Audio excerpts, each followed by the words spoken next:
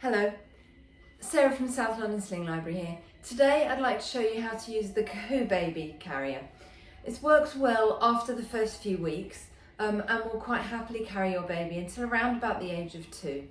It offers a really good facing you position, you can hip carry with it, and it does really good back carry as well.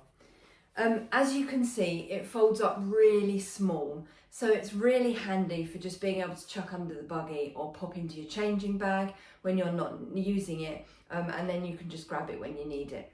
So, first things first, the KaHuBaby Carrier has a very clever little integrated strap at the bottom here, just to make the carrier smaller for a baby with a smaller bottom. So all I'm going to do is I'm going to tighten this strap at the bottom here, because I'm going to be using one of my smaller demo babies today. So, there we go. I'm then going to hold the carrier by the bottom edge. This carrier's, one of the nice things about this carrier, it doesn't have a great big hefty waistband, so it's really lightweight. If you hold it like that, nice and high on your body, clip it up behind you and just allow it to hang down in front of you. This is known as wearing a carrier apron style because you don't flip it over, it just hangs down in front of you like an apron. Now I'm going to get my baby. So this is Frankie. Frankie's about the size of an 8 to 10 week old. And I'm just going to settle Frankie in front of me, hands up towards his face, just naturally in the position where I would hold him. And then I can just pop a hand under the carrier and smooth it gently up Frankie's back. I'm then going to pop the shoulder straps over my shoulders. And then supporting Frankie with one hand, I'm going to take my free hand through the small of my back towards the strap on my opposite shoulder. I'm then going to pull this strap to the floor first. Pulling it to the floor first anchors it on the bony bit of my shoulder, stops it riding up into my neck muscles. So I pull it to the floor first, then bring it low around my body towards the buckle at the side. Once I've got that clipped in there, I can then pull backwards to tighten, and I can pull forwards to tighten. So just here, there's another little strap, I can pull forwards to tighten. Now that forwards pull is often a slightly easier action. And so the great thing is that if I know I'm going to take this carrier off and I'm going to be the person who's putting it back on again, I can leave this back strap alone when I'm taking the carrier off, loosen that front buckle and undo. And then next time I'm putting the carrier on, all I need to do is clip and pull forwards and I'm done. Now I'm going to do this strap. So I'm going to swap the hand supporting the baby. I'm going to hold my strap from the opposite shoulder, pull to the floor first, and then bring it low around my body to the buckle on the other side and plug it in. I can then pull backwards to tighten and pull forwards to tighten. I'm then just going to make sure that Frankie's got his knees up and his bottom down.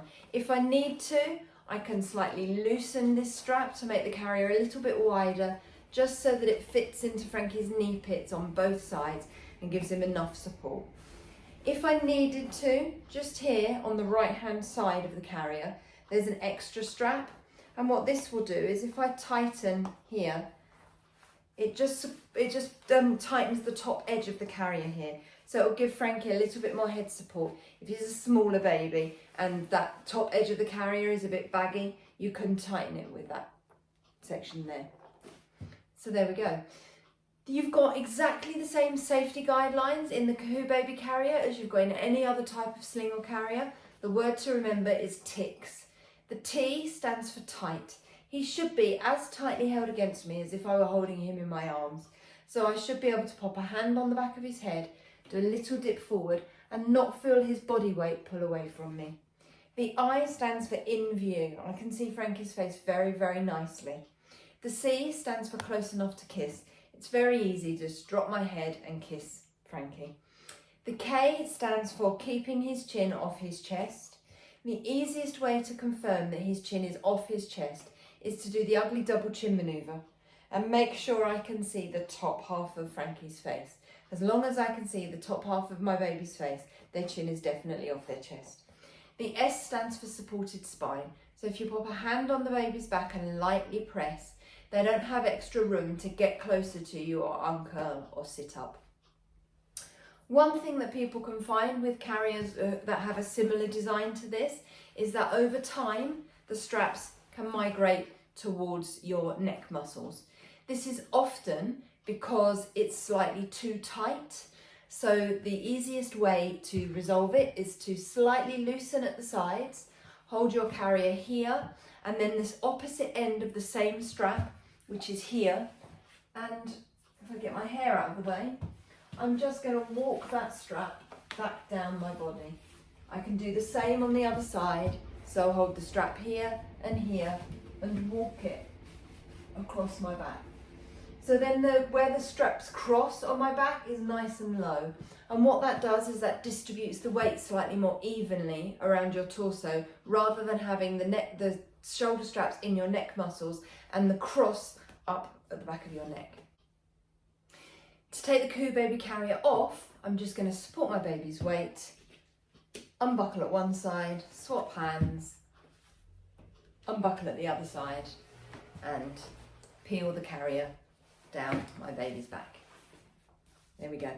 If you'd like to borrow a KaHuBaby Carrier, you can find it on our Sling and Carrier hire page at southlondonslings.co.uk. And equally, if you want any information about how to use the Sling Library, how to get help with your sling or your baby carrier, you can find the information on that page. Thanks a lot, and I'll see you soon. Bye.